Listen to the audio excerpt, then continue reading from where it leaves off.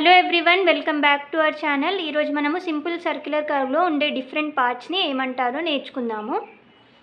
First ఈ పాయింట్ని ఓ అనుకుందాము. ఈ పార్ట్ ఉంది కదా, ఇది ఒక పార్ట్ ఆఫ్ ఏ సర్కిల్ లాగా. సర్కిల్కి సెంటర్ ఉంటుంది and small part. So circle draw చేయడానికి మనకి రేడియస్ కావాలి. సేమ్ అలాగే ఇక్కడ ఆర్, ఇది రేడియస్ ఆఫ్ కర్వ్.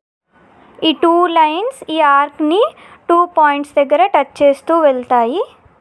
ఆ పాయింట్ని T1 T2 లాగా తీసుకుంటాము. సో ఈ లైన్స్ ఈ ఆర్క్ యొక్క టాంజెంట్స్. ఈ లైన్స్ని A B C లాగా తీసుకుందాం. ఇవి రెండు ఇంటర్సెక్ట్ అయ్యే పాయింట్ B.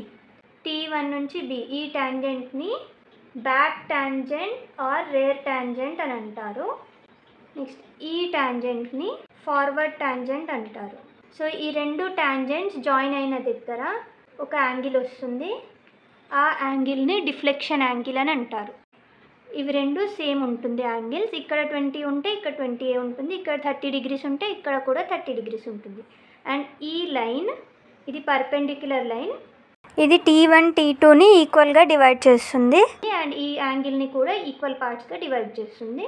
అప్పుడు డిఫ్లెక్షన్ యాంగిల్ ఇక్కడ సేమ్ ఉంటుంది, డివైడెడ్ బై 2. ఇది కూడా డివైడెడ్ బై 2. సపోజ్ ఇది 30 degrees ఉందనుకోండి, ఇది 30 డివైడెడ్ బై 2, సో 15. ఇది 15 degrees ఉంటుంది, ఇది కూడా 15 degrees ఉంటుంది. అండ్ ఇక్కడ వచ్చే యాంగిల్ని యాంగిల్ ఆఫ్ ఇంటర్సెక్షన్ I అని అంటాము. నెక్స్ట్ ఈ పాయింట్ D అండ్ ఈ యాంగిల్ డిఫ్లెక్షన్ యాంగిల్లో హాఫ్ ఉంటుంది. ఇక్కడ ఈ స్టార్టింగ్ పాయింట్ ఉంది కదా, ఈ T1ని పాయింట్ ఆఫ్ కమెన్స్మెంట్ అంటారు. అండ్ ఈ పాయింట్ T2 పాయింట్ని పాయింట్ ఆఫ్ టాంజెన్సీ అంటారు. దీన్ని E అనుకున్నాము. ఈ పాయింట్ని T1 ఈ T2ని లెంగ్త్ ఆఫ్ కర్వ్. అండ్ ఈ పాయింట్ ఉంది కదా, T1 D T2ని లాంగ్ కార్డ్ అంటారు.